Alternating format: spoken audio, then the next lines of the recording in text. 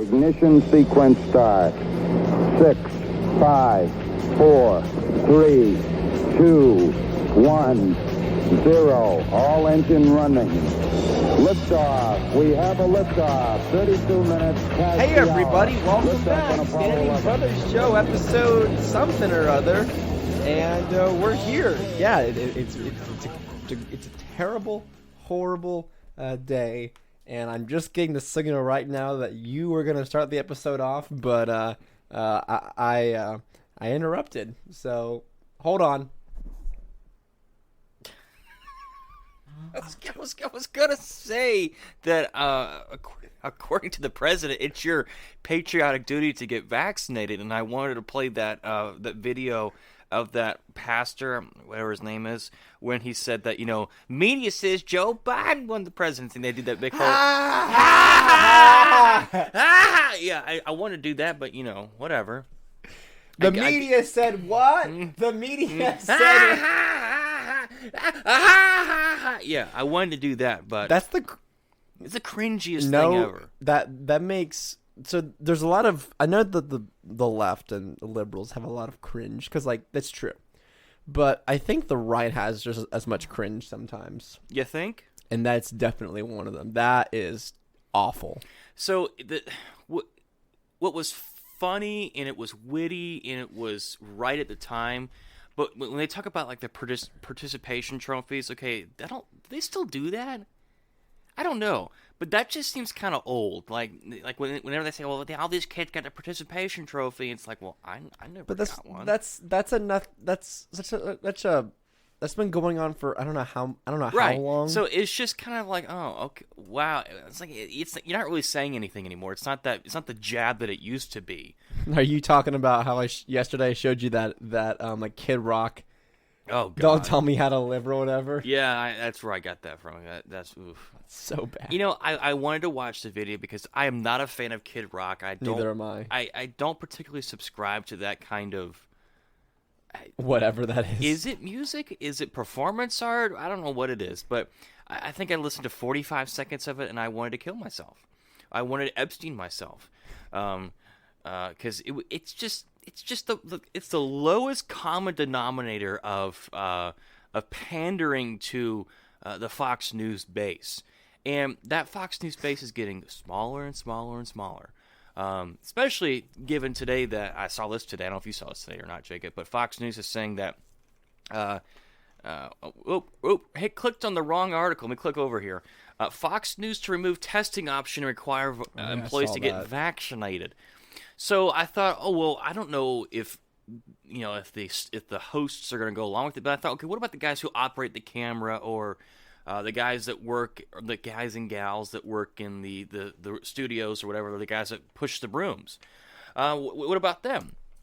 And I thought, okay, so if Fox News is going to be who they say they are, they're going to be the resistance or whatever to the Biden, whatever, they're going to call out de Blasio and Cuomo and his brother Fredo, then be serious about it. So Fox News is caving. Now, the only person I think would have the gumption to actually go against this mandate would be Tucker. Whether or not he says anything, we'll see what happens. Does he have it within him? But then I thought, would someone like Sean Hannity be against it? And I'm probably not. Sean Hannity's like, I got too much money to make here, folks. I think that what you just described, as far as the resistance, it's not. People who think that Fox News is the resistance are kindly mistaken, because they're the corporate press just like anybody else. Maybe they're not quite as bad, or maybe they get some things less wrong than others. Tucker Carlson keeps that network, I think, alive. Because I mean, if he were to move someplace else, I don't know what else you have left, because a lot of these guys have like the Sean Hannitys of the world have shown their cards on a lot of what they stand for. It's not so much just their policy positions, their political positions. It's just that Sean Hannity's show is terrible. Let's just be honest. It's terrible. It's just the largest echo chamber. You know what he's going to say. You just watch it because you just want to be reconfirmed. He's the right Sir Randy Maddow. Yeah, it's what it is. And there's nothing necessarily wrong with that, but it is what it is. There's nothing about that show that's particularly groundbreaking, because I can guarantee you tonight Newt Gingrich is going to be on. I can just guarantee you Newt Gingrich is going to be on, or he'll have on one of Trump's kids or whatever. Now, it's funny, he won't have on Ivanka, I think, because Ivanka and Jared, they're the crazy ones. But I mean, it's okay. It's either like Newt Gingrich, that Sheriff David Clark guy, Victor David Hansen, or one of the Trump kids. And it's like, wow, that's the jam-packed show. Didn't you have him on last night and the night before? Like, isn't this getting a little old? And then he has on Mike Huckabee to complain about the border. Like, Mike Huckabee needs to go away now. You failed and you lost multiple times. No one really cares for you anymore. Mike, go away. Mike, you're done. Yeah, go. Time to hit the retirement home, Mike. But yeah, so does it surprise me that the Fox News Corporation is going this way? No, not really, because if they were bend the knees and were the biggest brown nosers to every Republican government ever, then I'm not really all that surprised. And most of the people that work at Fox News are registered Democrats. Besides the handful hosts and maybe some writers there, a lot of them are Democrats. So yeah, they probably agree with this kind of stuff. But when they said that, we don't have a vaccine mandate, you had the testing option. Well, are people really going to go out and get tested? The time it would take and the money they have to spend to go and get tested weekly is not convenient. So it's persuasion. It's coaxing you into getting the jab. It's not a mandate, but it's going to be extremely inconvenient for your life if you don't do this. Right, which is a mandate. Yeah. So, I don't know. I don't know how many employees Fox News has. I don't really care, because I stopped watching faux news. Should we call it faux news now? Faux news lies. Faux news lies. I stopped watching it a long time ago because it's just dribble. It's just meaningless, just nonsensical dribble. And to see these hosts leave because of about 9,000 employees. Oh, whatever. Because of some of the comments that Tucker Carlson made, or the documentary he made on January 6th. So Jonah Goldberg left, and Jonah Goldberg is probably the biggest anti-Trump hack that there is. I read his book on fascism, and it's not really that good. It's not. It's like an 800-page slog of hard reading, and it's not that great. And his commentary is just... Who is this? Jonah Goldberg. Oh. His commentary is just... bleh. It's what you would expect from an establishment Republican. It's like, okay, John McCain's opinion, Jonah Goldberg's opinion. They're the same thing. And then who else? Chris Wallace left. I didn't even know he still worked there. I thought he would have left after that horrible, awful debate that he did with Donnie and Biden. And someone else left. I can't remember who it is. Someone else left Fox News. I don't know, but it doesn't matter. I didn't really care for any of their opinions anyway. I've made my feelings on Sean Hannity in the past very clear. The only good person... there's probably like maybe 3 people that I would consider okay or good. The good category would be like Kennedy, and then Tucker, and Greg Gutfeld sometimes. That's it. That's all I got. Because they had the Judge Angelo Napolitano, who was fantastic, but he's no longer with them anymore. Like the greatest show ever on cable TV, as far as the news is considered, was Freedom Watch, which the judge hosted. That was great because he had on Ron Paul, he had all of these guys. But then that show's gone. It's been off the air for years. But after that, Fox News was just garbage. And even they had that show with Hannity and Combs, Alan Combs. You're supposed to have the conservative and the liberal, the liberal, which Alan Combs wasn't. I don't think that much of a liberal, yeah.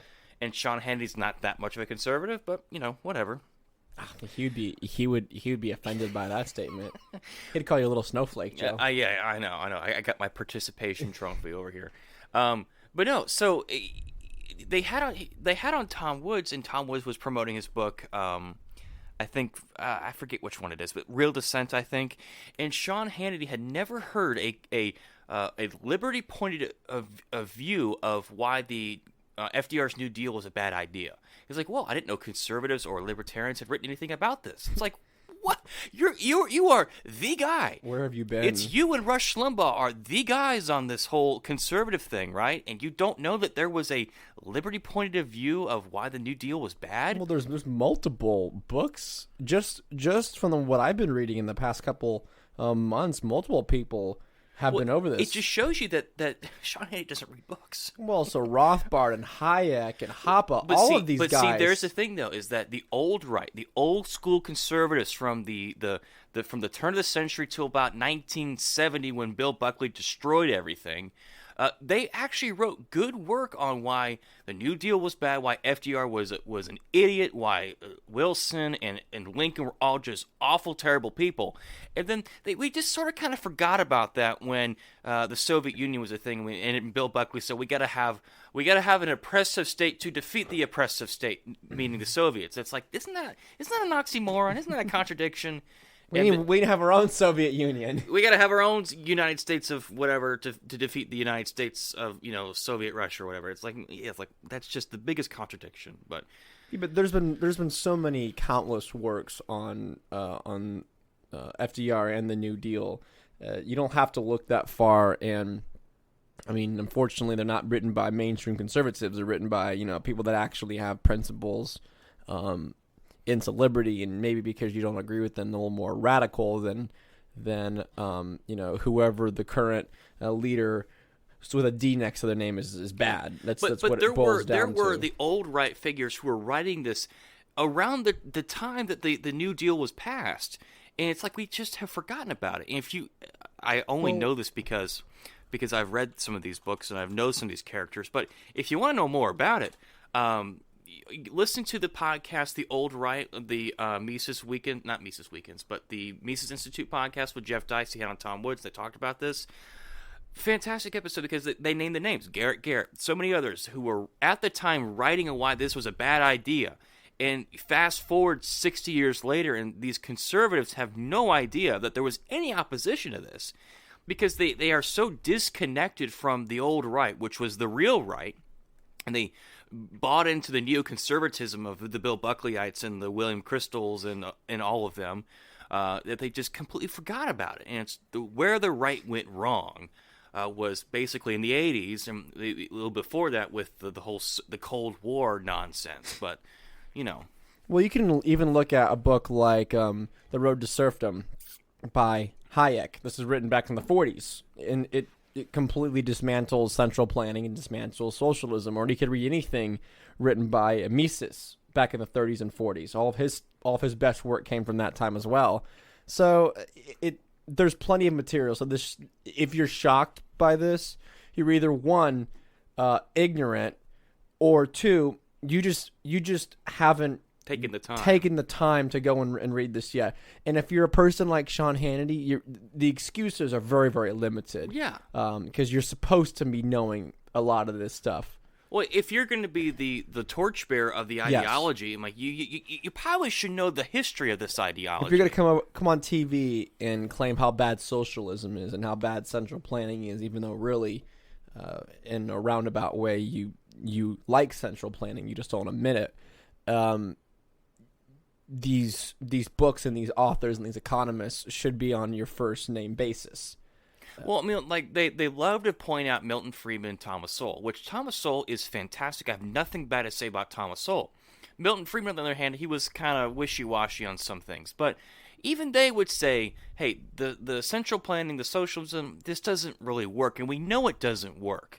So how about let's not do that? And whenever they would bring up monetary policy, they would say the word like, oh, we got to go commercial break. Forget about it. And we are out of time. And we're out of time, yeah. But anyway. Gotta leave it there. Gotta leave it there. We're out of time. We just started. It doesn't matter. Commercial break. It does not matter. The little person in my ear is telling me commercial break. The producer's like, he's telling the truth. Cut him off. Just like when Tulsi was talking at the debate about Syria and they conveniently cut her off. But Kamala could call her, a Assad toady, or no, wasn't Putin? No, an Assad toady. No, that was the other lady. That was a New York Times reporter that called her that. But was it Kamala or who was it that said that Tulsi was an Assad puppet or whatever? something like that. Like she was, I can't like remember. she was one of, she was soft on dictators or something like that. Yeah, it's just the lady who's actually been there, been on the ground, has actually seen what happened, and says that, you know what, you're being lied to is somehow. This is not good. Yeah, this is what democracy looks like. But anyway, so you know what, every day, and I've been watching a lot of videos on this guy because I just happen to love this guy, and he's good on a lot of things, and I think he's bad on some things. But I'm willing to overlook the bad things because he's good on the good things. That may have just sounded like a bunch of word salad. You have set up. Wait, what's the phrase? It's you've talked a lot, but you haven't said anything.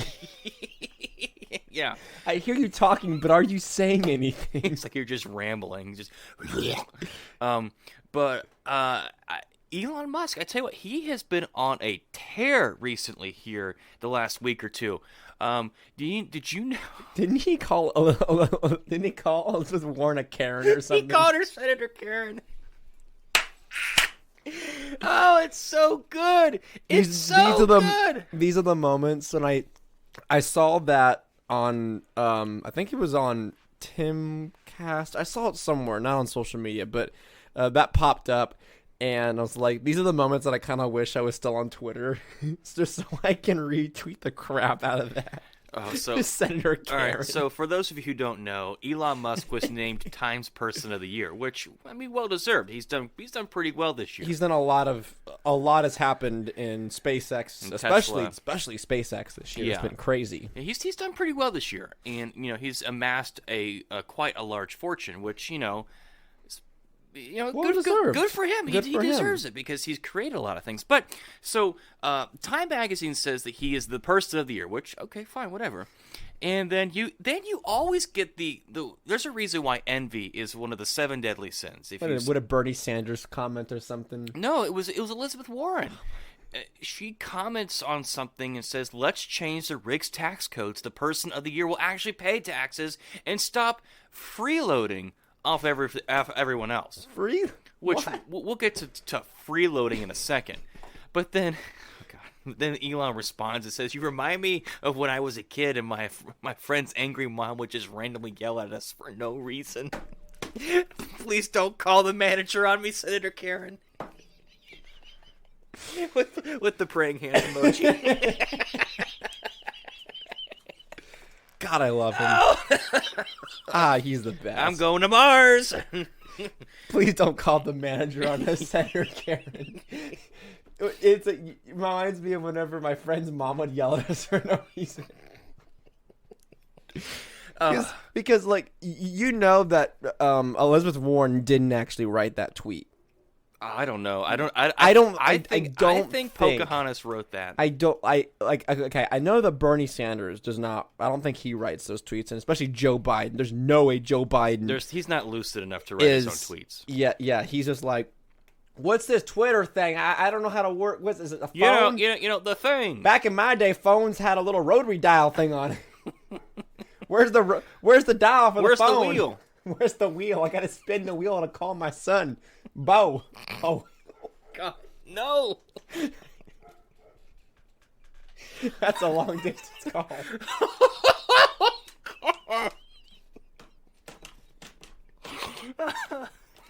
God, you are so bad. Oh, you are so okay. But let's get back to the story. We'll see. Now Hunter, now Hunter wouldn't answer the phone. When he answers the phone, he's like, "Son, get that crack pipe." I hear, "Joe, Dad, get that crack pipe out of your mouth, Hunter. I can't understand you." And then he's like, "I wish I could call my good son." Oh wait. Why can't you be like my other good son? But so every year it seems like around this time there's always a Robert Reich's or the Senator Warren. Have you seen his YouTube shorts that he's been doing? Yeah, they're terrible. They are so stupid. What I really want is if if someone like Tom Woods or someone like Gene Epstein or one of these other really good economists or really good... Well, Tom Woods is not an economist. Well, I'm saying that he understands economics and he gets it, and he's able to... Bob Murphy.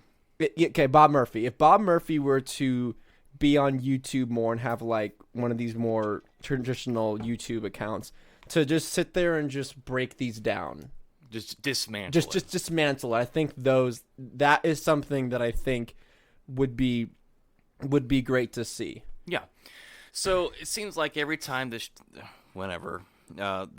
anti-billionaire thing comes around, and even Bill Maher on his show had on Kevin O'Leary, Kevin O'Leary is a very wealthy man. He's done very well in the world of finance and things like that. Who's also Mr. Wonderful from Shark Tank, who has a very impressive watch collection, I will say. But I am not envious of that. But even Bill Maher asked, and he said, when's enough enough? Haven't you made enough money? Haven't you done? Is $300 billion enough? And Kevin O'Leary was like, well, why would you punish him for being successful? Isn't that what we want? Why would you? Look what he's done with electric vehicles, with rockets, with space travel, with everything he's done. Why would you want to punish that? And Bill Maher was like, well, he's like, well, it's not punishing. And Kevin's like, well, yeah, it is. Just because you happen to make a lot of money doesn't mean you should pay more taxes. In fact, it should be, you should pay no taxes, but whatever. But there is the politics of envy whenever you see characters like Robert Reich, Bernie Sanders, Elizabeth Warren, the Squad, whoever, say that, Elon or Bezos make way too much money, they have way too much, we need to tax the rich. And it's funny, whenever Elizabeth Warren says, you got to regulate and tax Wall Street, she never specifically names any firms or any financial institutions, because we all know she's on their payroll. Or she owns stock in them. Yeah. So you know that Pocahontas got some Goldman Sachs stock in her portfolio. Oh, without a doubt. But the politics of envy is that you see these super successful, super wealthy people like Elon, like Bezos, and whoever, and they see that what they have and what they've done, and you see these humble, noble policymakers like Elizabeth Warren, who does nothing but work for the public good, who probably has never worked an honest day's wage in her life, and yet she has the gall to call someone like Elon Musk a freeloader. Understand this. Elon Musk employs something like 80,000 people. He slept on the factory floor, and he lives in a tiny house.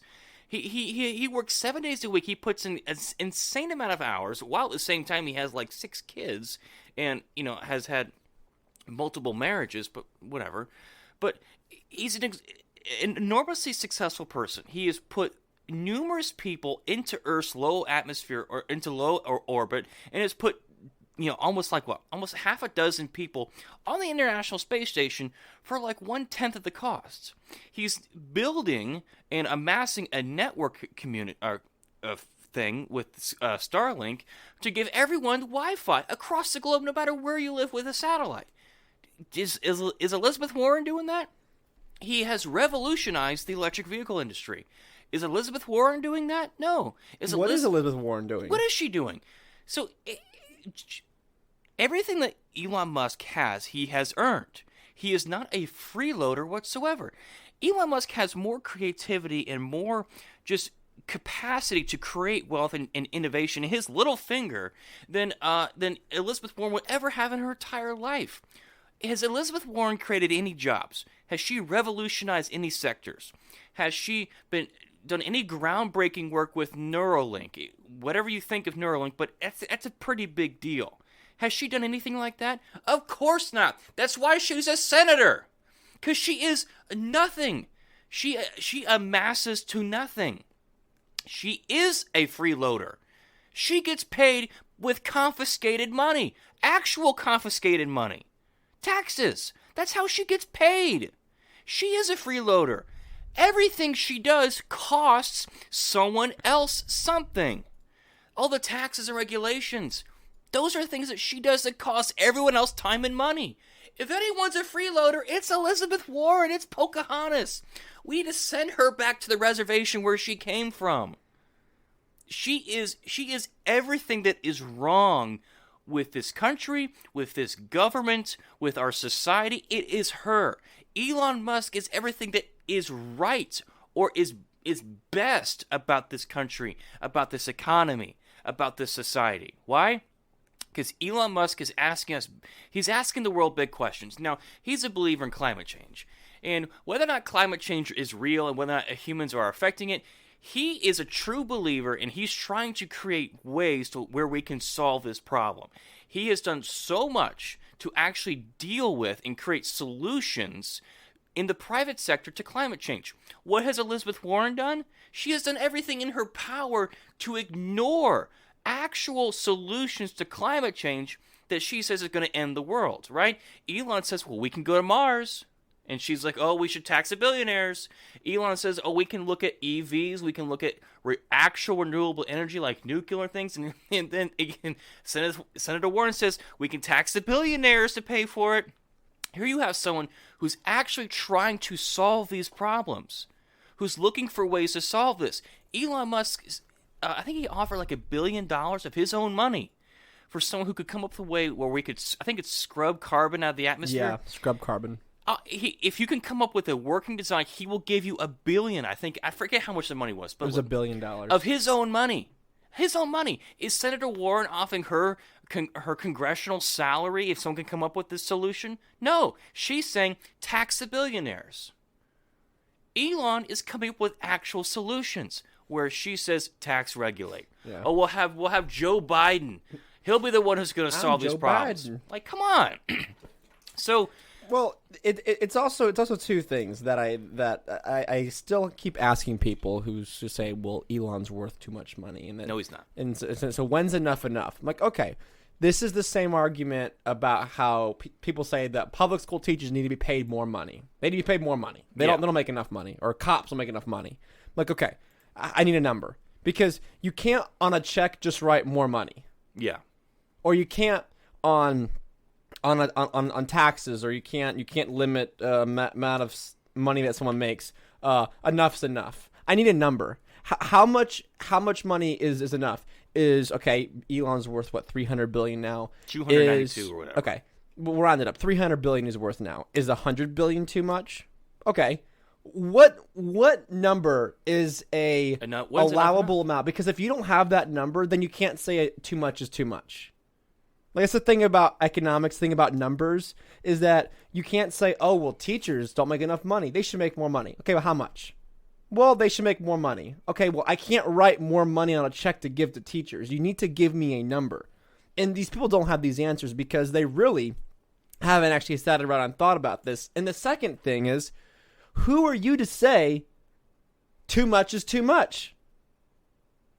Especially coming from someone who creates exactly zero, who's a net value, negative. a net negative on society. That's everyone in government is a net negative, especially Elizabeth Warren. By Pocahontas. Economic standpoint, government doesn't create anything. It can only, whatever it creates, it has to confiscate. It has to come from somewhere else. It's got to come from somewhere else. They don't build wealth. They don't build value. Elon builds wealth. Elon builds value. He builds employment opportunities for people. If Tesla and SpaceX weren't there, all of those jobs would have to be somewhere else. He created all of that. Well, so it is interesting. You have that part. You have all of these people in government, especially the guys like Robert Reich, who have been completely reliant on the state for their income. You have no room to talk whenever you have lived your life completely dependent on the state, and then to say, oh, well, he's a leech on society because, okay, Elon does pay taxes, okay? His companies pay taxes. He pays taxes. But even if he didn't, avoiding theft is always a good thing, and it should be celebrated. Yeah. And the reason why you're mad is because you don't get whatever he has. So really, it's a jealousy thing. It's envy. It's an envy and it's a jealousy thing. So Elon foolishly sold off, I think, like $6 billion, or he sold off a lot of his shares in Tesla, foolishly, because that's something he did on Twitter. It was a Twitter poll, which, don't do that. Because he sold all those shares, he's going to have to pay taxes on all those. Yeah, capital gains. Capital gains. So guess how much he's going to pay in taxes this year? And this is coming from his Twitter account. He's going to pay $11 billion in taxes, according to Elon. So, Elizabeth Warren. Enough's enough. Okay, Robert Reich. Is that enough? Seriously, is that enough? When's enough? They never give you a number because conveniently no one ever thinks to ask that question until it was posed by Jacob. Well, they haven't done the calculations. They haven't actually done the math. Because again, it's a philosophical. It's a philosophical question about, okay, are we gonna put a cap on how much someone is allowed to make, and who gets to make that call? Who gets the authority to tell somebody else that you make too much money? And you could take the context of a CEO of a company or just someone who works at a 9 to 5 at a 9 to 5 job. Okay, well, you make enough's enough. You make $75,000 a year. Is enough. Okay, well, you don't get to decide how much someone makes. The market decides. Well, and you yourself decide how much you want to make, because you yourself are the one who's going out and making it. And you bring value to the place you go, and your services and experience are what determines that value, and you come into a mutual agreement with that employer on the terms of your employment, and you are compensated for that skills and for the experience and the value that you bring to that company. I loved it remember when COVID hit and Elon said that he's not going to close his factory, and all those people went to work, and a lot of them ended up getting COVID. And Robert Reich made a video about how evil and awful this is. And then I remember, I don't remember Elon holding a gun to anyone's head saying you have to work here. No, he said he worked the line. Well, he didn't fire anybody. No. He just said, we're open. If you want to come to work, fine. But I'm not going to force you to come to work. And answer me this, Robert Reich. If Tesla never reopened, and if it had gone out of business, would any of those people have jobs? Or even better. No! Or even better. I got a better one for you. If Tesla were to close its doors for the entire duration of the early lockdown period, and he was not going to pay any of his employees because they're not operating, so they shouldn't get a paycheck. That's understandable. But Elon were to still have all of his money because most of his money is held up in assets. He wasn't going to lose any money. Would you be mad about that? Well, of course you'd be mad about that. So what do you want him to do? Yeah. I mean, you can't just pay people not to work. That's not how this works. It's not how this operates. You would have been mad if you closed the factory and said, nope, you can't come to work. You can't come earn a paycheck. It's not safe. But I'm going to keep all my assets and I'm going to keep everything, which is what he could have done. A lot of places did that. But you're mad that he said, hey, if you want to come to work and get some hours, cool. I'm not going to force you to. And if I have to work the line, I'll work the line. I'll paint the cars. I'll put the wheels on, whatever. A lot of people have said also, too, the reason why he's a freeloader is because of all the subsidies. And it's true, Tesla and other companies do get lots of subsidies. But it's also interesting, too, that within the last 2 weeks, Elon has said, yeah, let's get rid of all subsidies. I'm for it. Get rid of them all. Well, and isn't it convenient, too, that he's rigging the tax code? This is the tax code that Elizabeth Warren helped write. She's been in Congress a long time. So if it's anything, he's abiding by it. He's taking every advantage he can not to pay taxes under the law. So he is playing the game that you have set up. It's not like he's doing something illegal here. He's doing what you have said. And there's sometimes when these companies, when they get these subsidies because they have no other choice, right? Tesla stopped getting subsidies. The tax credit you would get if you bought an electric car. Mm-hmm. Well, it got to a point where Tesla had too many electric cars that they were no longer offering that tax credit. So if you owned a Tesla, you didn't get a tax credit. So it's like, well, I mean, where's the subsidy at? And if the guy's saying, you know what, I don't want the subsidy, I don't want the money because it's coming from its taxes, I don't want it, I don't need it, you have no argument. It's over. I just find the whole thing. Okay, the SpaceX thing, right? All the money that the SpaceX has been given, they have paid back. All of it. So, no argument there. And because of Obama's completely, absolute recklessness with ending the space program, they rely on someone like Elon. So you can't bite the hand that feeds you, because if you want to compete with the Russians and the Chinese and all those folks in the space arena, well, you're gonna have to buddy up with your old pal Elon to do that, because he's leading in the industry of aerospace.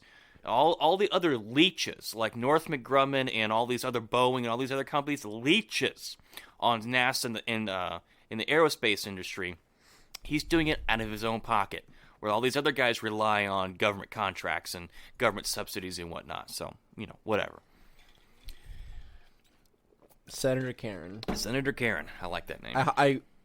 I'm not saying that I hope that somebody hacks Elizabeth Warren's Twitter account, but if they did, if you were to hack into her account and change her name to Pocahontas. Senator Karen, and then get like that haircut and then like Photoshop that on her head, I think that'd be funny. Like the feather headdress but I'm not. Thing? I'm not. No. I'm saying like the hair, like the Karen haircut. Oh yeah. Photoshop that on her profile picture. I'm not saying for people to do that. I'm saying don't go out and do that. But if you are gonna do it, can you do that? It'd be funny. Yeah, it'd be pretty funny. I'm not. The Standing Brothers show is not advocating for the hacking of a sitting senator's Twitter account. But if someone were to do it, it'd be funny. Yeah, I'm giving you a little suggestion there. That'd be funny. If you're in there, you might as well. Yeah. Anything else you want to talk about? Oh, your buddy Jim Cramer. Get this COVID thing. So is it Omni or is it Omicron or is it Omnicron? Well, Star Trek has several ways of pronouncing it. It's Omicron. Omicron. I've heard both, but I've heard that Omicron is correct, not Omnicron. I don't think it really matters. Okay, we're just gonna call it if you say, is it like Delta, Delta's a pretty common word, so I don't know if they'd flag that on YouTube. We're just gonna say the O variant, the new version of the illness. The third version, right? Third volume. The third volume. So we've kind of covered the new variant of COVID making its way. It's on tour in the U.S., so catch it near a city near you. But it's made its way to the U.S. and our old buddy Jim Cramer. So Jim Cramer, Bimgene, caught the we're assuming the Omicron, we don't know, but he caught it. And keep in mind, this is the same guy who I think last episode said that the U.S. military should take over the COVID response. Yeah, and, we went over that. Basically forcing vaccination, and if you don't want to get vaccinated, you got to prove yourself as a conscientious objector, and you weren't going to be allowed to be a part of civil society. So following what he wanted, so Jim Cramer wanted everybody to get vaccinated, which he is. He's been vaccinated, and he's also had his booster, so he's triple vaxxed. And well, what do you know? Jim Cramer said, "I have COVID," even though he's had 3 shots, one more than what they said you were going to need to protect yourself and get out of this pandemic. Because a little over a year ago, actually a year ago last week, we've had these vaccines, and well, buddy, a year later, we're still dealing with this crap. So I think it's safe to say that the vaccines, not that they failed, but the promise behind them is definitely gone. You can no longer sit here and tell me that if everyone just got vaccinated, or if you just get vaccinated, we'll be out of the situation. Because, even though we're not at 100%, which those people that are thinking that we'll get to 100% vaccination in this country is a little dumb, because that was never going to happen. So currently we're sitting at 61% are fully vaccinated in America. 73% have at least one dose. And if you're over the age of 65, which is really the people who are having the biggest issue with this, 88% are fully vaccinated, 95% at least one dose. And that comes from the New York Times. So even if everybody were to follow Jim Cramer's ridiculous and dangerous strategy here on a get vaccinated and get boosted, he still caught it, and he still has it, and he has a mild case of it. So is he going to retract his statement and say, well, getting everybody vaccinated wouldn't prevent the spread of this and wouldn't prevent people from getting ill with this? So, of course, don't expect him to retract his statement. I wrote a little piece about this on my Substack, libertyoverdrive.substack.com. You can check that out. When I heard the news, I kind of chuckled a little bit just because of someone who's so adamant and who's been so not saying pro-vax, because that's not really a position. I don't really care. I wouldn't say I'm pro or anti-vax. I just don't really care. Do whatever the crap you want. It doesn't affect me or anything. Especially now knowing that you can still spread this thing and you can still catch this thing even after you've been vaccinated, which we've known for a while, even though they've had to, circle back on that one and retract the original statement, because they originally told us and had us were led to believe that if you were vaccinated, then you wouldn't spread this thing. But we now know that's not true. So the whole case of you vaccinating yourself to protect your neighbor is completely gone, which a lot of fellow Christians liked to use on other Christians, saying, well, this is your Christ-like thing to do. Jesus would get vaccinated because he'd want to protect his fellow Christian, even though now knowing that you can still pass this thing on and the viral load between a vaccinated and unvaccinated person are almost identical, kind of makes you look kind of stupid if you were using that argument. But a lot of people weren't thankfully using the whole Christian argument, which I think is funny, that the Son of God needed to get a vaccine back in biblical times, which is pretty great and stupid to make that argument. But some people did, and I think that is wonderful.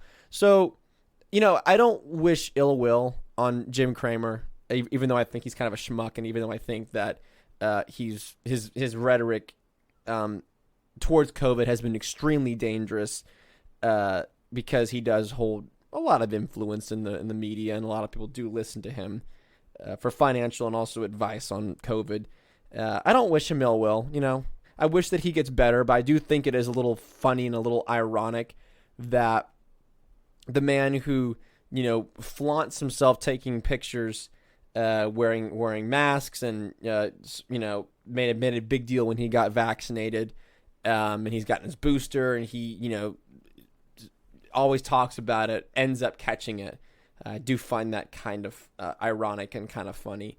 But I'm not going to be like one of these people on the left where if an unvaccinated person caught it and ended up in the hospital, they'd be like, well, serves you right.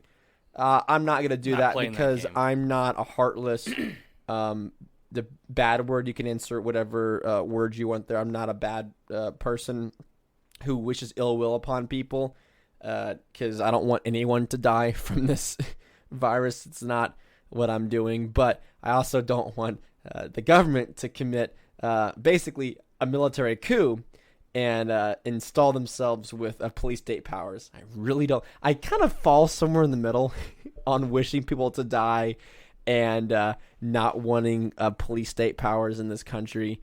And but maybe Jim should have just taken a fourth shot. It was that fourth shot he needed to take. That's what he needed. I don't know if you've seen the stuff that's been going on in New York. But the people that were arrested, they went to Panera Bread and they were arrested because they didn't have proof of vaccination, because the great one himself, Bill de Blasio, decreed, unconstitutionally, that you have to have the COVID passport to do literally anything. Yeah. Well, people went into a restaurant and they didn't have proof of vaccination. They weren't going to give it. And some POSs, use your imagination. Point of sale? Yeah. Some POSs decided that they would call the cops. And the cops came and they dragged the people out because they didn't have their little identification card saying they were vaccinated. Imagine being that person. That's what I'm going to say. Imagine being the person who's going to look. How awful your life must be. I'm going to say this, and I'm going to say this with no sarcasm and completely genuine. If you're the person who calls the police on somebody who is peacefully eating at a restaurant simply because they won't show papers of vaccination, you are the same kind of person who would have called because the neighbor was hiding Jews in 1930s Germany or France. I'm not joking. I'm being dead serious. You're the same kind of person. And the same goes. You would have turned Anne Franken. You're sorry. You would sorry. You would have killed what's his face from that movie, the guy that saved all the Jews. Schindler's List. You would have killed Schindler. Yeah, you absolutely would have. You would have. But even more so, it's the literal pieces of human feces are the ones who come and arrest these folks or drag them out of a restaurant. I'm sorry, but there is no order. When police become police officers, they take an oath saying that they will not enforce unlawful laws. They will not enforce things that are wrong. And the reason why they do it is because they don't want to be the first one to go against the unlawful rule. And it's like, well, if no one's going to go against it, then we are on a fast track, especially in New York City, to 1930s Germany. And it may not be a religious thing. It may just be a COVID thing. But I just saw a video while you were talking of in Germany, they were arresting protesters against whatever mandate they have at the time. Wasn't it the boycott Jewish? Was that I think I saw something similar. Was it because Hitler did the whole boycott Jewish businesses initially? Well, this was like a couple days ago. Talking about okay. This was a couple days ago in Germany, but they were resisting or protesting against some mandate. And they weren't wearing masks, of course. And so this one guy was being arrested. He was being manhandled by all these police officers. And they were trying to put a mask on his face. And he was resisting it. And one of the officers sucker punches him and then puts the mask on. What level of human garbage are you? I'm sorry, but no. There is no more backing the blue, licking the boot, or anything like that. No, this is wrong. And for all you conservatives out there, you need to look good and hard at this. Because this is wrong, and this cannot be defended. You cannot defend police in this manner. This is what they will do. Doesn't matter how wrong the law is. Doesn't matter if it was an edict by a mayor, governor, president, whatever. If they're willing to do this, and this should be easy, right? Force vaccine mandates or showing your papers, or whatever, the mask mandate. This should be easy for everyone to say, you know what, I'm not doing this. This is stupid. This is childish. This is dumb. I'm not doing this. I'm not going to be that guy going around making sure everyone has a hall pass. I'm not doing that. But if they're willing to do it for the mask, for papers, please, come on. Yeah. You cannot defend this. This is not defendable. Well, something else too that Michael Malice puts this perfectly. I don't know if I've ever heard this argument pointed better. It's so people will defend certain police actions because they've, if you want to.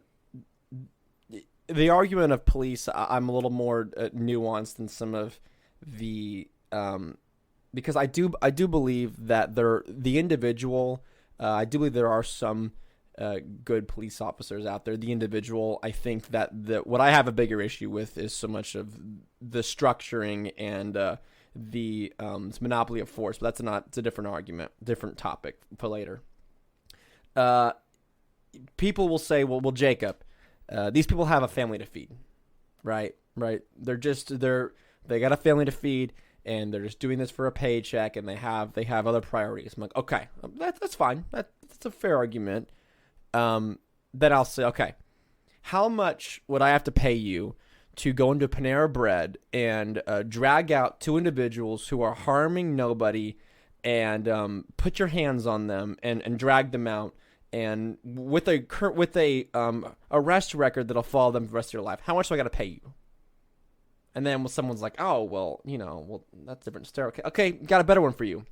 How much would Bill de Blasio the guy you hate, have to pay you to do this. And so it's like, oh, well, screw that guy. I'm not doing it for him. Hello. You're very, very quiet. Conservatives are so close to getting this right, but they have look. You can sit here and defend the individual police officer. I'm not. That's what I'm talking about. That's not what I'm talking about either. But what I'm talking about here is you have these people who are putting their hands on peaceful citizens who are breaking no laws and who have initiated no violence and who have not harmed the rights or taken the rights away from anybody else, and they're being taken away and thrown in a cage. And there's always this blanket argument of, okay, well, there's following orders. Okay, that's not an argument. The Nuremberg trials are very clear that you're not able to just say, well, I was just following orders. They've established that. But then again, how much would you have to pay somebody? And Michael Malice used this on, if you, like, he always said that if there was an 11-year-old girl who was running a lemonade stand, in many places in the country, if you don't have a business license, it's illegal. How much money would you have to pay me to go shut that down? Again, I'm sorry, I'm not doing that. You know, I have more morals, I have more values to myself than to look at an 11-year-old girl in the eye and say, yeah, I'm shutting you down. Or especially to go arrest two people at a restaurant who are harming nobody. And then you're going to throw the fact that it's Bill de Blasio who's the one who's writing the check. Honestly, if you're going to sit there and use that argument, how much money would you have to be paid to do that? And if so, then your values and then your morals are up for sale. If you give me a figure. And some people gotta look at harder stuff and gotta look at the mirror and figure out what is really valued. Do they really value liberty? Do they really value property rights and personal individual rights? If that is if you're gonna use the argument, well, the officer or whoever's got kids to feed, would you accept that same argument from the German soldier who pushed Jews into the gas chamber? I mean, they had a family to feed. They had families to feed. Would you accept sauerkraut's that? Not free, man. I mean, seriously, would you accept that argument? Of course, no one would. No. So why are you accepting it here? What's funny is that you're so quick to defend it that when the officer says, "Well, I got kids to feed" or whatever, it's like, "Oh, well, I can understand that." Well, did that person just arrest it? Do they have kids to feed? But here's the difference, though. When they were shutting down businesses, you know who's still getting paid? You know who still has a job? The officer. So it's you against him. And he has chosen that it's more important for me to get paid than for your kids to eat. That's what's so sick about all of this. Well, that's what the argument falls flat. But you self-defeated yourself right. by using that argument. That's what's so sickening about it, because you are pitting citizen against citizen when you break it down to its rawest level. You got a father trying to feed his kids, and you got another father trying to feed his kids, and you are putting these people in a situation where it's saying, you know what, because I have this authority that's been given to me by the state, I will put you out of business and keep my kids so my kids can be fed.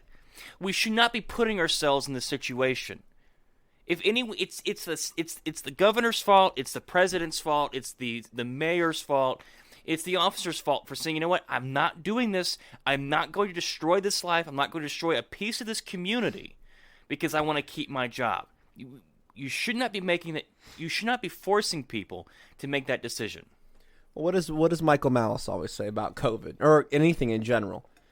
All of these governors, all of these mayors, all of these presidents, all of these orders they put out are just love letters to Santa without men and women and a badge to defend them or to enforce them. That's all they are. They are worth nothing more than the paper they are typed on. So all of these stay-at-home orders, all of these vaccine passports, the New York's vaccine passport is worth nothing more and has no more authority than the paper it is written on if no cop were to enforce it. And that's the truth behind it. So if you want to get mad at Bill de Blasio for the vaccine passport, fine. There's plenty of blame to throw around. But then you gotta look at the old NYPD. Sorry, the blame is all, in my opinion, it's equal, because you as an officer are you're a man or a woman. You're an individual at the end of the day. You have to look at yourself at the end of the day and say, I'm feeding myself or I'm paying for somebody else, but I also had to arrest 4 or 5 people today because they didn't wear a mask inside, or they didn't show a vaccine passport and they went to a movie. I have to live with that. And I'm not the kind of person, I've never been in that situation, but if I were in that situation, I probably couldn't look at myself in the mirror and have honestly say to myself, well, it's a paycheck. Is your morals and your values, are they for sale for whatever you make? It's not that much being a police officer in New York. It's not really. Is it worth it? That's just a question that, a lot of police officers, and there's many, thankfully there's many sheriffs who are basically saying to, shove it when a lot of these vaccine, which is, good for them. Personally, that's what I would hope. I would hope that many of them would just say no. But, if they don't, then, quit. I know there's a lot of officers that are quitting, which, if you are quitting over this, then you're probably one of the good ones, which is really only leaving the ones who see no problem arresting a family of 4 or 5 for eating at an Arby's without showing their papers, please, or the little QR code that says, "Hey, I've had this jab, but even though I've had this jab, I can still be like Jim Cramer and still catch the thing and get sick because that makes sense, and I can still give it to everybody else in this room." Which just completely goes to show that these things are not based in science. So again, the whole science argument has so been done. But look, at this point, the horse is, we have split every atom in that horse, beating it to death. Look, there's a giant crater for all the nuclear explosions on the atomic chemical reactions that have gone off from us beating this thing. There's no more atoms left. They are all gone with the whole following the science thing. And now Joe Biden's going to give COVID tests to people at home. They had a little thing today. He's expanding testing because that's what we need. We need more testing because it's not like you couldn't go and get tested. Dangerous misinformation on cable TV and social media. Well, do you own a mirror, buddy?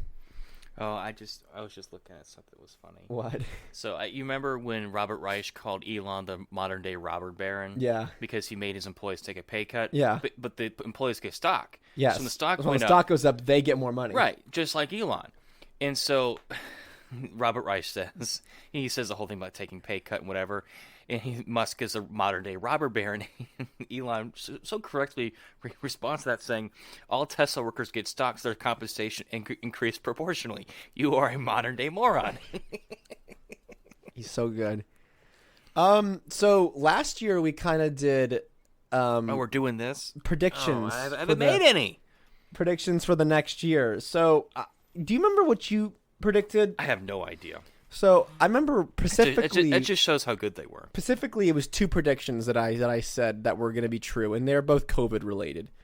I said that there was going to be over 100,000 deaths this year, and I was correct about Unfortunately. that. Unfortunately, I'm not proud of that, but I just kind of. I wanted to do more. I wanted to do like 300,000, which I think actually is what it was. Actually, this year, 2021, had more deaths than 2020, which means there's more deaths under Biden's watch than under Trump's watch. So, and Trump didn't have vaccines, and Biden did. For basically the entire time he was president during COVID. So, who did a better job? That's I mean, so Jen Psaki said that Biden did a better job because he listens to Fauci. Clearly, okay, even if that's true. The numbers would suggest that Fauci's not a really good person to listen to right now. He's kind of been wrong just a little bit. So he's kind of lied about a lot of things. I said there'd be more deaths under COVID, 100,000. I was way wrong on the amount. It was way more than that. But I guess if you're doing a Price is Right thing, I did the whole $1 thing. I guess I don't know. You didn't win the showcase. I know the showcase is not mine. I'm not going to Mexico, so. I said also that there was going to be further COVID restrictions, or there would still be the implementation of some. And as far as where I live in the central Georgia area, kind of true. But not really. Like, there are some places that still want you to wear a mask, but it's so far in between that I don't even carry one with me whenever I go somewhere. I don't either. So I mean, the only place I've had to wear a mask was Disney. But before that, I'm trying to think. Before Disney and this month, I think I went to a coffee shop in Atlanta, maybe. But honestly, I can't think. Oh, we had to wear one when he went to Kennedy Space Center, but really, you didn't even wear one half the time, and I wore it around my chin. Because nobody said anything. So a place I had to wear it like religiously was probably Disney again in January. You know, Disney really pissed me off because the whole mask thing. Because the first instance was we were getting on a bus to go into the park or whatever, and of course you got to wear the mask on the bus, but you don't have to wear it getting around the bus or waiting in line to get on the bus, whatever. Well, you can't spread it outdoors, even though when you're packed in together, shoulder to shoulder to get in the park, you can't spread it then, but you can only spread it when you're indoors. Right.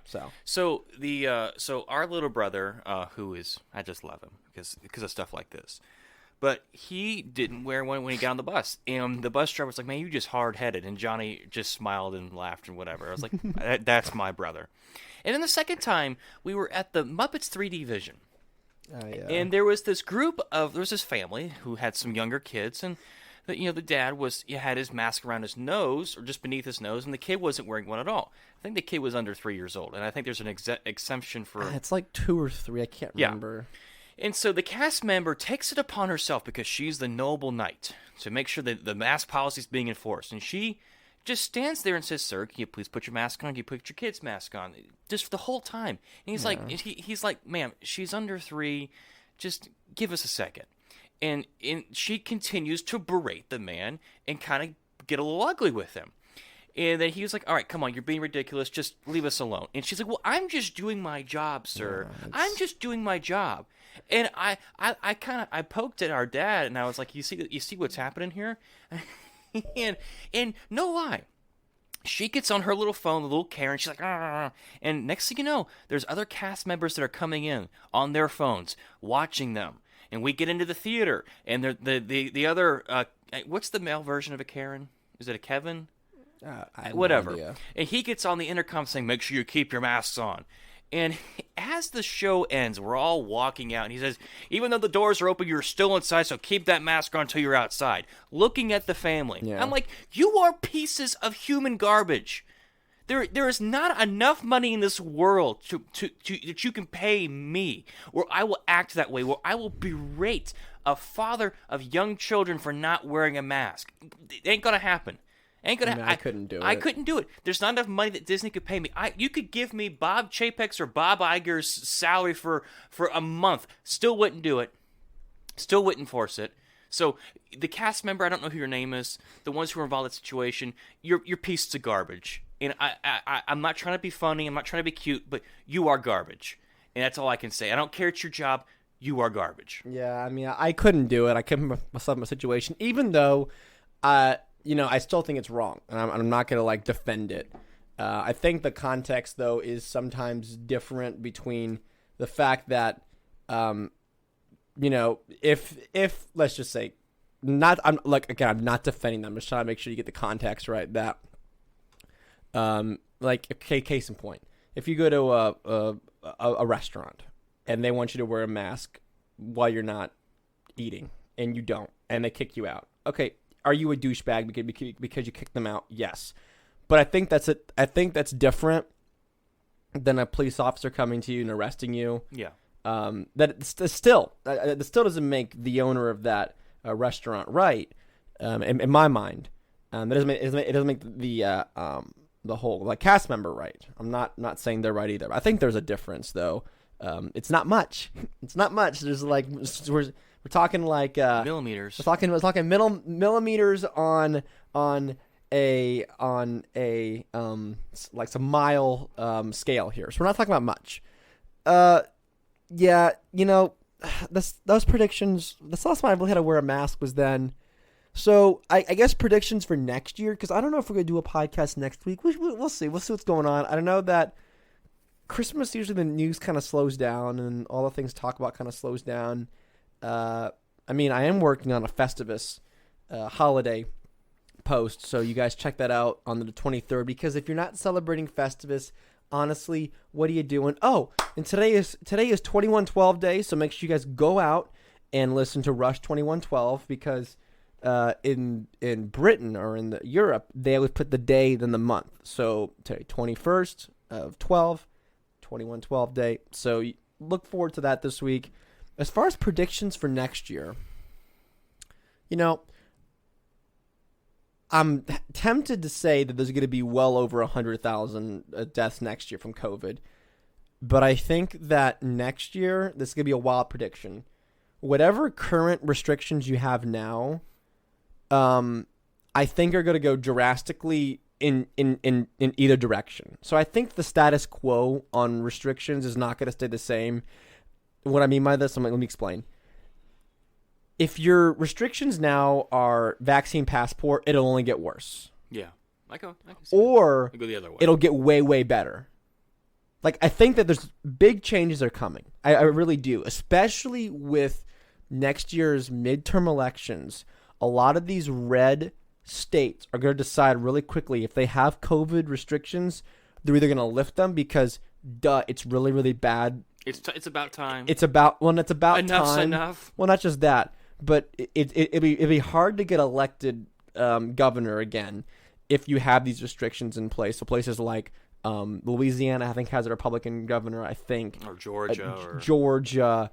Well, Georgia doesn't have many COVID restrictions not very left. Many, because I know that Ohio has some, and no, Ohio's there's a that Republican. Case up in Ohio. He's just. But I'm saying though is that deep down inside, they know that the restrictions are not good politics, and then they're not good policy. They're not good for re-election to have half your state shut down and they have all these mandates in place. Well, there was CNBC had an article today about how the majority of Americans are done with COVID. They're done with the lockdowns, restrictions. They're done with it. They have quickly decided that I will assume whatever risk is possible. I want to go back to normal. Well, it's time. Isn't it? That the CNN doctor, I can't remember if it was her or it was someone else, but they're admitting now that we're just gonna have to live with this thing. Yeah. That it's not going away. That you cannot get to COVID zero. You can't get to COVID zero, which we've already known. The Chinese, there's many Chinese doctors. I wrote about this a few weeks ago. There's Chinese doctors that have came out and said that zero COVID is impossible, just like zero flu is impossible. Yeah, zero common cold. Zero common cold is impossible. Zero pneumonia.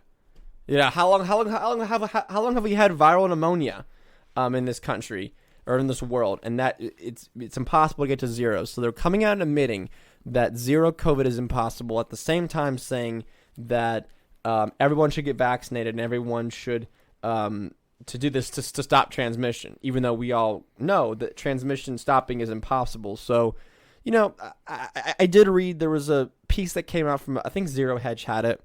There's a scientist or doctor from South Africa that said that the Omicron variant could be the best thing for bringing this thing to an end, because from what we've seen so far, it's not very lethal. And it's very transmissible, so if everyone catches this thing and has the sniffles for a couple days and they build up immunity, maybe it'll fizzle out because it'll be natural immunity, not this boosted fake immunity that doesn't last very long, that comes from the vaccines. So that's very possible. And I think that it's quickly, as what's seen with Delta. Delta was not as lethal as the original. So I think possibly what we're seeing right now is what typically happens to viruses, that as they begin to burn out, they begin mutating to become more transmissible but less lethal, because the virus quickly figures out that, hey, if you kill a host, I can't go somewhere else. So we got to stop killing hosts so we can keep replicating. Typically what happens with most viruses. If you try to find any literature pre-COVID, that's typically what it points to, which is what I researched when COVID first happened, is that they typically burn themselves out because they want to be as transmissible as possible while being at least. Well, they want to get out and see the world. They got to go on tour. They got to go on tour at least stop as possible.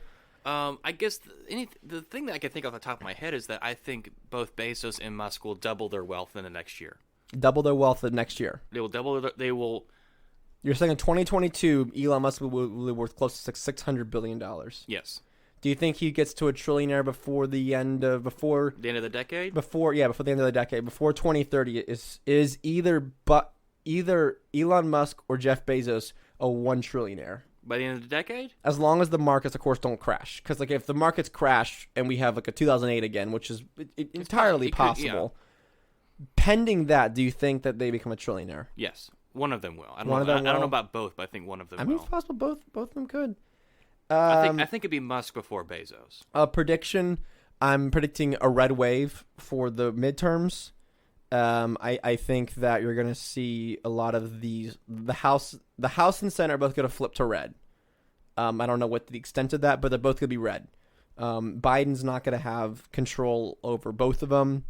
As far as the governorships, I see a lot of the governors as what changing hands as what's seen in Virginia, and the fact that Phil Murphy just by the narrowest of margins kept the governorship in New Jersey, which is never a good sign, especially in blue New Jersey.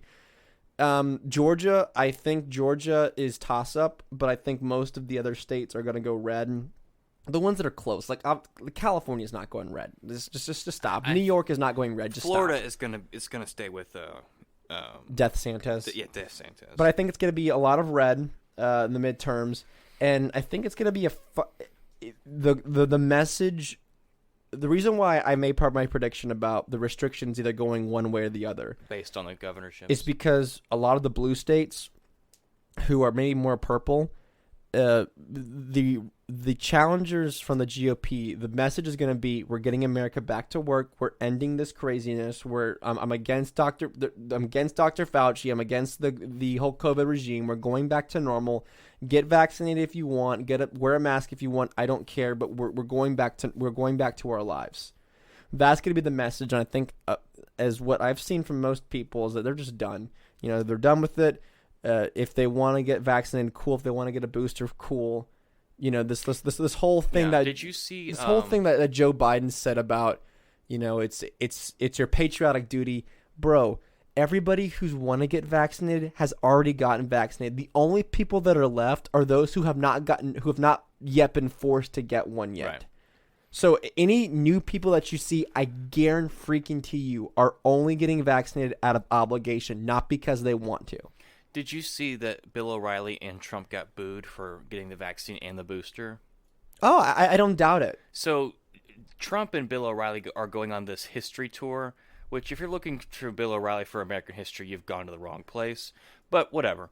But they're on a tour across the country, and Bill asked Donnie if he had gotten the booster, and he said yes. And a few people had started to boo them, and Trump was like, "Oh no! It's only a small group of you." It's like, wow! It's like Trump thinks that the vaccine is a huge win, when I guess most of the people in his base are they're not big vaccine. I don't think that they're anti-vax. They're not anti-vax, standpoint. but they're not.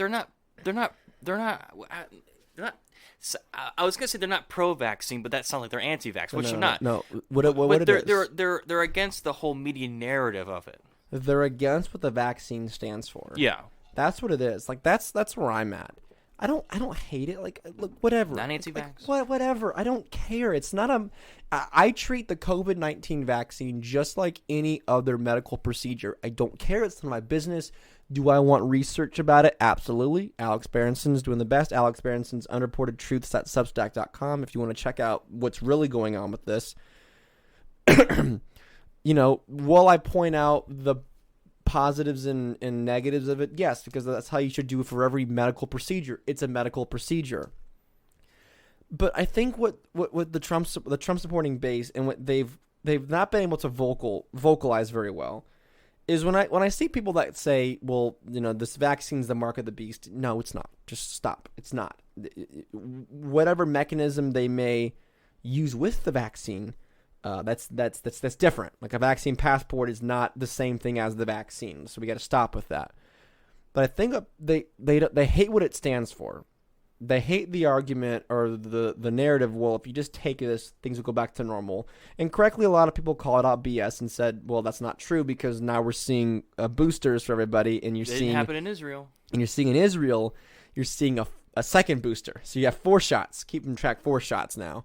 What's that meme of George Costanza with his wallet, and he's like, me after my 79th COVID booster, and there's the a filing scene, cabinet wallet. There's a scene from Seinfeld whenever George has this wallet. It's literally like a book, and he's trying to fold it closed, and it's like, me after my 79th booster.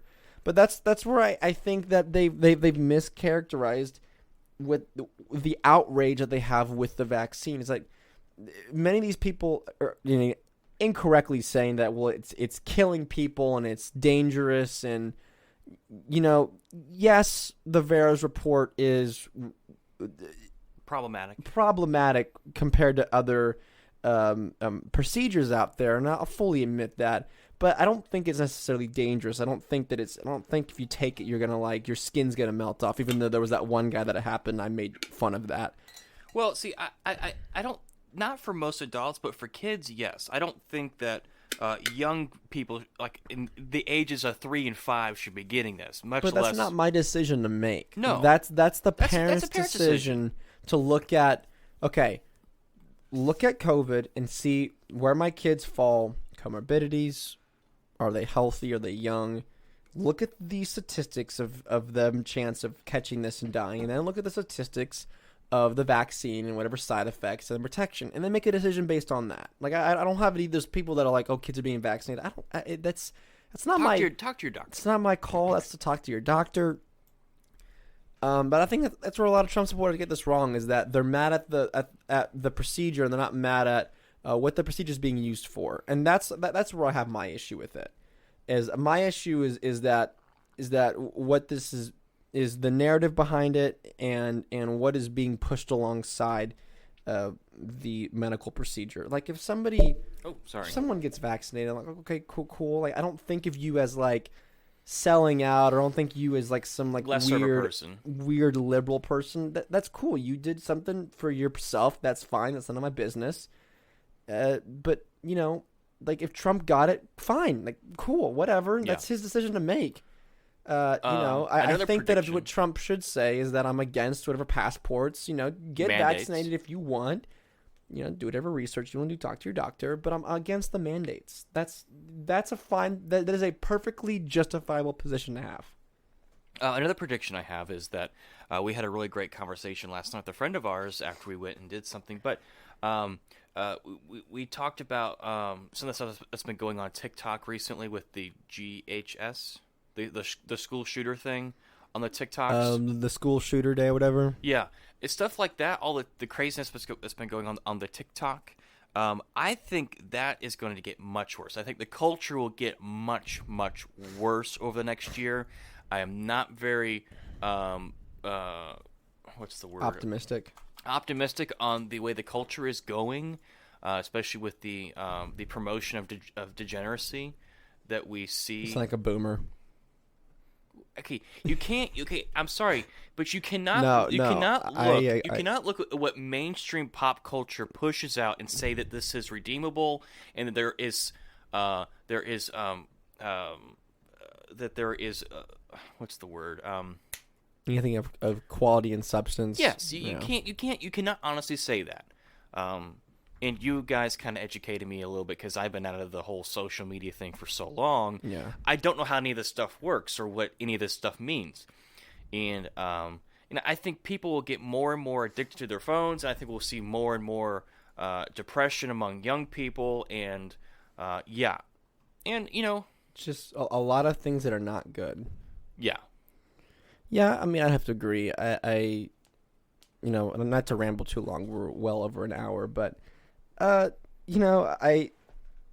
keep up, my Festivus post goes into social media a little bit. I already have a whole post. You can go back in November. I wrote a whole article about my issues with social media in general and how I think I think that the benefits do not outweigh the negatives of it, and I think it's. I feel the same way with the internet. No, I don't feel the same way with the internet. I think the internet is one of the most beautiful tools that have been given.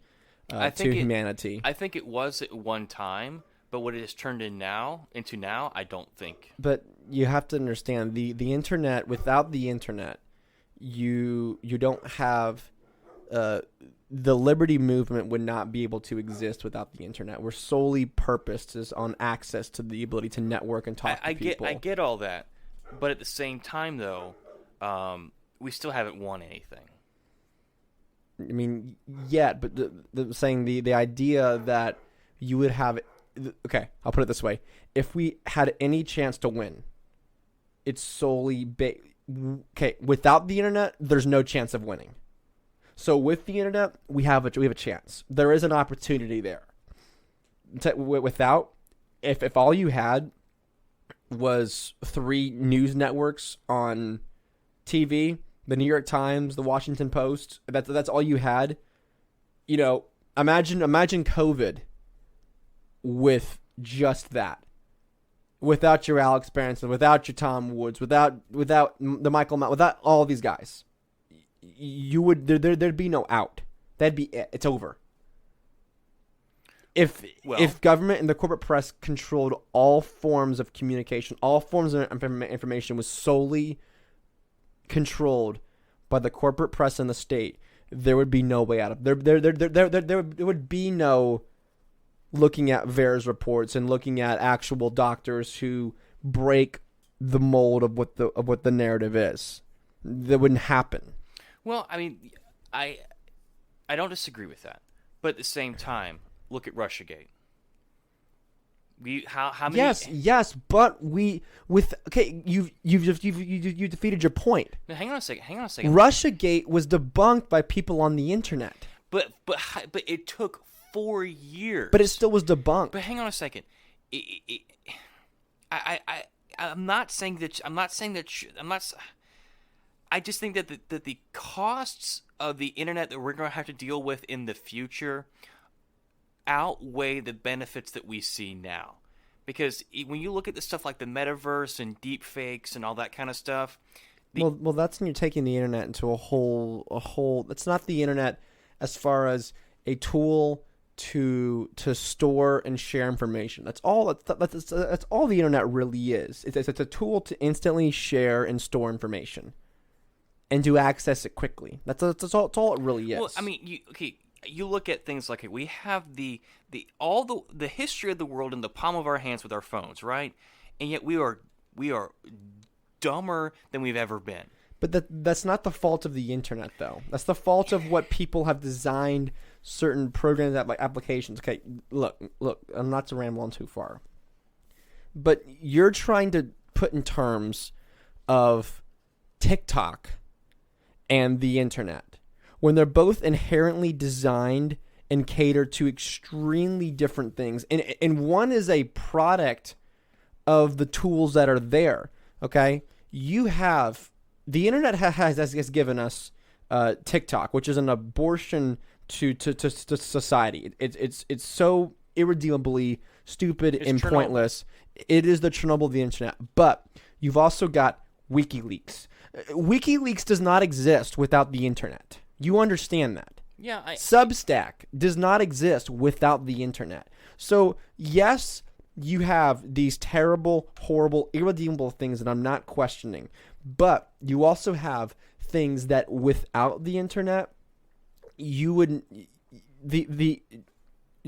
not have the access to information that completely defies the state and the ability to circumvent the state.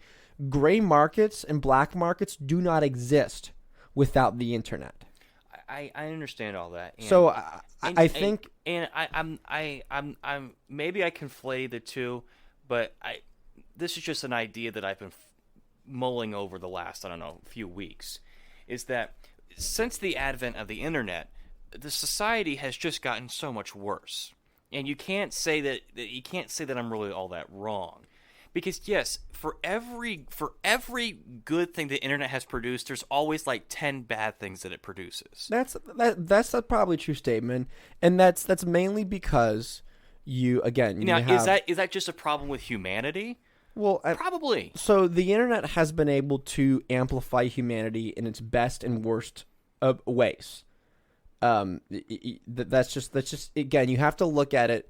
And the internet is different than I think than, let's just say, like, again, TikTok. Or Instagram. Because TikTok has a specific purpose, right? The internet literally has two purposes, to store information and to access information. That's really about it. That's what it's there. It's there to connect and to network other people. Right, but even with the internet, right, we can take such a contentious issue like the Civil War, right? And all the information is out there. It is easy to find on why Lincoln was wrong and why Lincoln was a tyrant, but yet people still push the false narrative of Lincoln and the Proposition Nation and all this, right? The information's out there.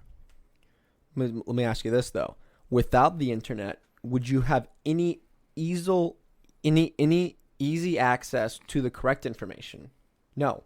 Yeah. Because without the internet, you would have easy access to information. One word: books. Yeah. Again, that's not a. I said no. You answered my question. I said easy, instant access. You wouldn't. You would have to go to a library.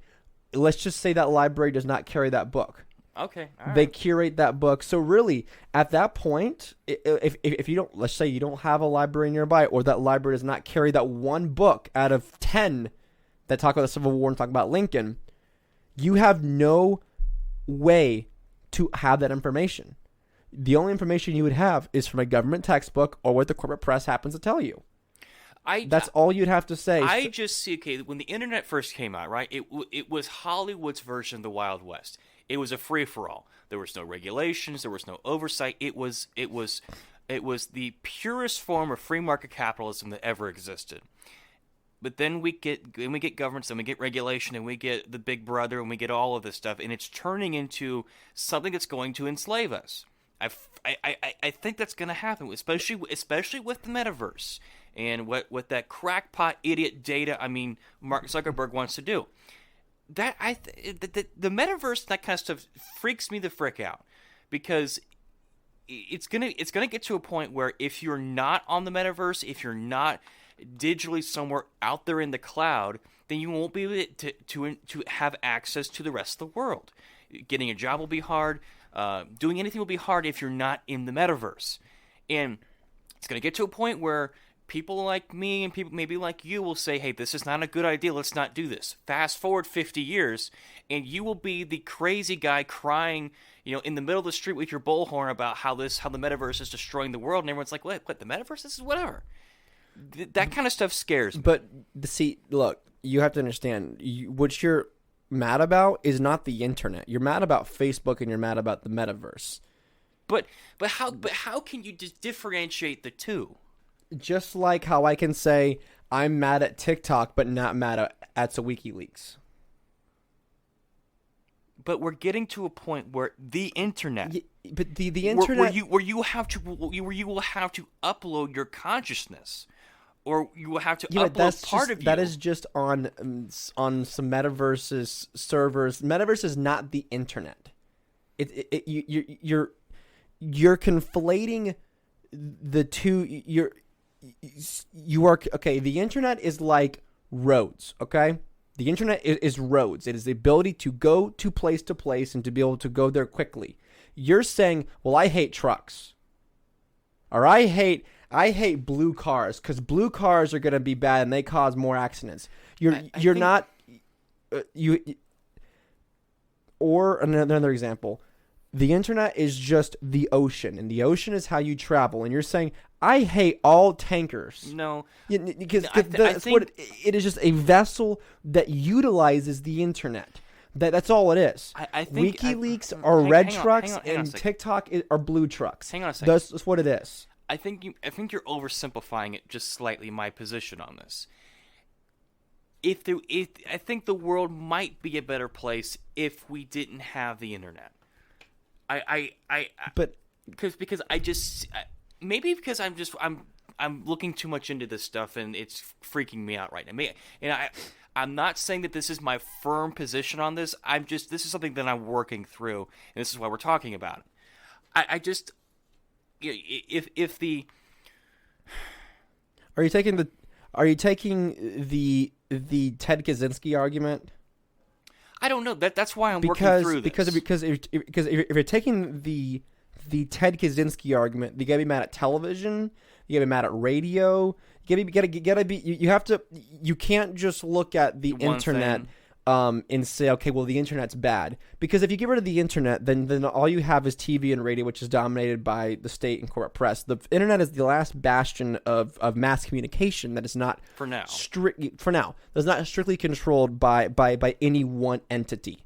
So if you're taking the whole Kaczynski excuse me, if you're taking the Kaczynski argument, then you have to be mad at every other form of mass communication, which, yes, if you say we got rid of the internet, got to get rid of radio, of television, and living is simply primitive life of what, let's just say, like the Amish is the closest lifestyle to what Ted Kaczynski tried to live and argued for, then yes, I think you have a very valid argument. But you have to remember, if you take away the internet is shut down and it's gone. They throw the switch. Throw the switch, it's gone. Then the only avenues to access information quickly is completely gatekept by two entities. So I get where you're coming from, and I think the metaverse is something to be very cautious about, and just maybe not at first. And some people are very worried about some Neuralink, but I think putting a finger in the air and just being like, let's just before we rushing into this. Yeah, before we go full head first, let's really think about this. Yeah. That's how I am with AI. I'm not against AI. I'm not full Terminator Skynet yet, but I'm like, we really need to be careful with this, because before you unleash something out into the world, you really have to understand what you're doing. And if you're gonna upload, like, I think what the thought of Neuralink is to really help people who have certain disabilities, to give them access to certain, like, if you can't see, or if you're paralyzed, it may help you walk, stuff like that. I'm great. I think that is a natural part of using technology to help out humanity. But if we're gonna give everybody, if you've ever seen Black Mirror, there's an episode of Black Mirror whenever you have optical sensors you put on your eyes, and basically it tracks every life moment of your life and it's a very weird thing. I don't like that aspect of it. But you're asking a lot of good questions. Because there's a great question that was posed in Star Trek TNG Next Generation, and this is really probably my favorite show ever. But in the show, there's a character named Geordi who is the engineer, and he was born with a condition where he can't see. He's blind. But because they live in the 23rd or 24th century, he has a visor that he can see with better vision than anyone else. And Data asks, because Data's trying to learn how to be human, why don't all humans have these ocular implants? And he said, well. And it's really, you still have to have some level of humanity, right? And my fear is that because we are so connected to this thing, whether it's social media, the internet, which is basically just a big umbrella, are we losing our humanity? Are we becoming so detached from our core created values as humans that we're losing our humanity, and we're just becoming members of the Borg? You're becoming your humanity's gone, and you're. Are we being assimilated to the Borg? That's what I'm worried about. That's a very deep philosophical question. I think that's something that in the next couple years, that because part of me just wants to say nuke it all. Well, you're gonna have people who may not quite take the whole industrialized society and its future argument, but you have people talking, and maybe we've gone too far. That's how I feel maybe about social technology. media. And I think definitely you're gonna have debates, pro and against. Because this sort of argument. You know what's fascinating? I would say in this decade, for sure, you're gonna have people saying, I think that this decade you're gonna see AI take more of its form. You're gonna see Neuralink. You're gonna see the metaverse take more of a presence in technology and in society, that maybe some people are going to say, hey, maybe we've gone too far. Before we fully implement this, we need to talk about the philosophical and the consequences and the humanity consequences that are going to come. But do you know from what's this. fascinating and very telling is that the people that run these social media apparatuses will not let their children on it. Well, yeah, because they know how dangerous they are. Destructive it is. Yeah. But yet we have parents letting their, teenagers get on this and let their lives be completely Younger than that, wrecked. 9 and 10 years old. Wrecked by social media. And we think, well, this is just the world now. Everyone's on it. Everyone's on TikTok. Everyone's on Instagram, whatever. Doesn't mean you have to be. I'm not on any social. Look, I sold something on Facebook Marketplace because it's way better than eBay, and I'm done. Like, I go on there, I post the new Substack, and I post the podcast once a week, but that's about it. So, there's some good question to talk about. Is that your prediction for the decade? Is that'll become more of a conversation piece? I think that it's probably going to be the biggest conversation we're going to have as a society about whether or not if we're going to embrace this or if we're going to restrict it. Yeah, or reject it. It's a good thing. Well, because it's going to have some hefty consequences. Yeah. Well, I don't know what the future looks like. I don't know the future of this podcast in the next week. This might be the last show of the year. Hey, why am I predicting the decade? We can't even predict next week. We can't predict next week. So our predictions are all going to come true. So if we, Merry Christmas, everybody. Happy Festivus. Christmas is a great time to spend with those you love. And if you're all alone, you don't have to worry about that. Oh, man. As the joke, it was a Chris Ray Gun joke, and it was back when COVID first started, and it was like, make sure you stay 6 feet away from those you love. And it's just like, no problem for me. Get it? Because I'm massively unloved. No, but seriously, though, have fun. Do something cool. Christmas being on a weekend is always kind of cool because you get the whole weekend and everything. So Merry Christmas from the Standing Brothers Show. Merry Christmas.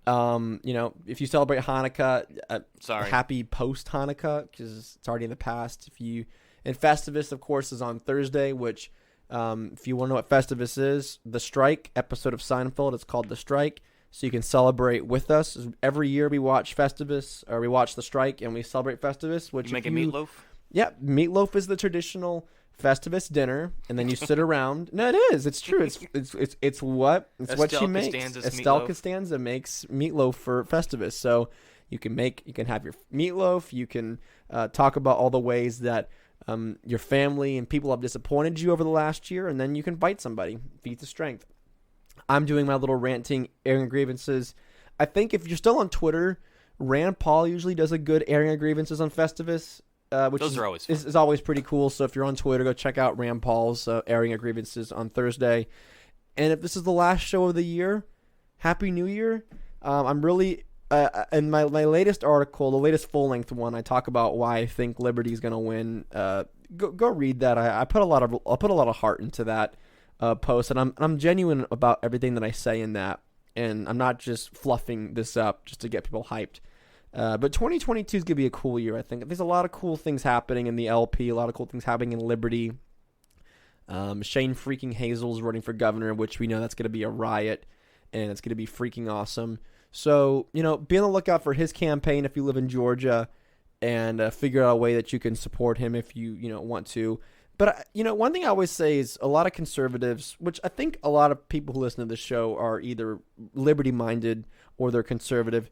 Go check out Shane Hazel's. Please do. Go check him out, because if you're a Trumper, or if you're planning on voting for Brian Kemp again, go look at Shane Hazel, and really ask yourself and say, hey, Brian Kemp shut us down. Brian Kemp called millions of Georgians unessential and told them to stay home. That's kind of a D-bag move. I'm not gonna lie. For me, that's pretty unforgivable. Like, if you do that, any chance of me voting for you was going to be gone. And for me to go out and vote, you got to really, really do something, because most of the time I think voting is mostly a waste of time, but you got to make it worthwhile. So go check that out. Happy New Year, Merry Christmas, Festivus, all that kind of good stuff. 2022, I'm excited. Are you excited for the new year? Excited for I am. That's going on? I am, because we are in the throes of winter, which I absolutely love. It feels like, You know that's Eagles' album. Hell freezes over. That's what it feels like outside. Why? Because it's like 35 and raining. And raining. It's freaking gross. I love it. It's stupid. It's so fabulous. It's freaking stupid. Tomorrow the sun's gonna be out tomorrow, so you'll be happy. Yeah, but it's like a sludge everywhere. If the freaking walk through like Shrek's swamp out there, it feels like. Because you have to walk from the asphalt to concrete, and it might be a puddle in your way. I can't be bothered. It's not that cold. You're just weak, Jacob. All right, goodbye, everybody. I'm fully weak. Guys, take a great week. Check all the links down below. Have a great week. Have a great weekend. If we don't see you next week, we'll see you in the new year. Peace. Mwah! WWTD. Tranquility Base here. The Eagle has landed. Roger, Queen. Tranquility, we copy you on the ground. We got a bunch of guys about to turn blue. We're breathing again. Thanks a lot.